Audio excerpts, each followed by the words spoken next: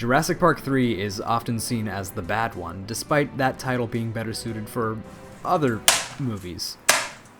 No, I don't hate Jurassic World, it's just that in regards to narrative themes and techniques used to make the films, Jurassic Park 3 is a much better fit for the series. One of the best elements of thematic consistency the third film plays with is that Jurassic Park doesn't need a villain, because the villain is inherently us. It's the hubris of man, if you will.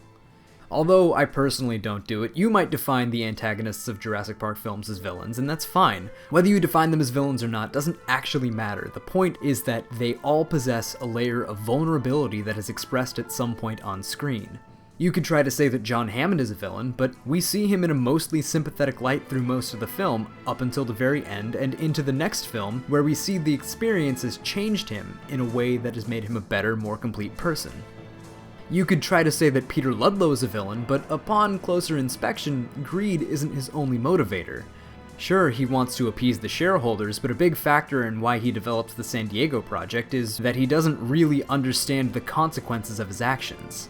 His flaw is more naivety than it is greed, and we see that naivety broken on screen in the third act when he has a breakdown as Malcolm approaches him. It's brief and subtle, but it adds depth to his character. You could try to say that Roland Tembo is a villain, but I don't think he ever actually kills any dinosaurs. The whole point of him coming to the island was to hunt a Rex, and he never actually kills the Rex. At the end of the second act, he just straight up dips. Like Hammond, he's changed after his experience on the island, and just before leaving, he delivers a line straight out of a Greek tragedy. I believe I've spent enough time in the company of death. Finally, Jurassic Park 3. No villain in sight, and every person who plays an antagonistic role has depth and vulnerability. The Kirbys are manipulative and have no idea what they're doing, but they're civilians, and they love their son, so much so that they're willing to risk their own lives and the lives of others. That is very Jurassic Park. Most people don't like the Kirbys for this exact reason, but I like the Kirbys for their flaws. It makes them interesting characters. Plus, they didn't know how dangerous the situation would be, that very same naivety that we found with Peter Ludlow in the previous film. Billy is also really interesting, maybe even more so than the Kirbys. He steals raptor eggs because he wants to fund the dig.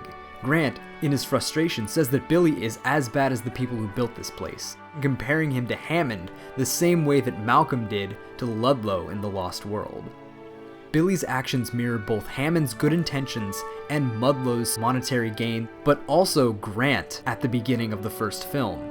He was tempted by Hammond giving him money to fund the dig. The film acts as a thematic connective tissue between the different films in the trilogy, and it is so satisfying. Also, the divorce subplot actually goes somewhere, unlike, you know. I really don't hate Jurassic World, it's just that it isn't as thematically consistent as the other three films, and it's evident in its characters.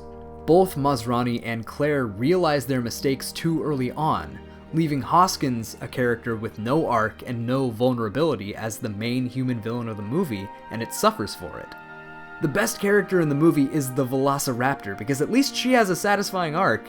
Side note, if there are two things that I really like about Jurassic World, they're Michael Giacchino's score and Blue. I love Blue. She can be the face of the franchise from this point on, and I would not mind.